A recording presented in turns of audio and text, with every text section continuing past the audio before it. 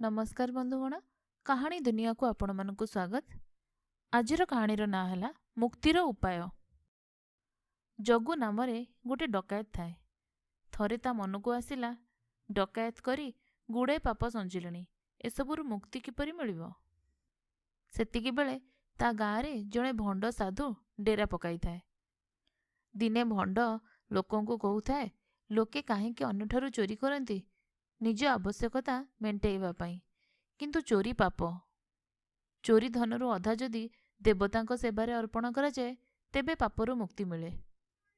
मु एठारे सेइथिपाई बाक्स थोइछि, जो माने पापरु मुक्ति चाहिए से माने अधा धन एहा भितरे पकाइबे। केते जण लोक हुंडीरे टंका पैसा पकाइले। 2 दिन परे भोरु साधु हुंडी खोली देखिले सेथिरे खंडे कागज अछि। सेथिरे लेखा अछि, साधु महाराज, मु मो आवश्यकता मेंटेइबा पई हुंडीरु समुदाय धन काढी नेली, आउ पापरु मुक्ति पाइबा पई सेथुरु अधा रखिदेली। पापरु जेमिति मुक्ति पाइबी से व्यवस्था करिवे।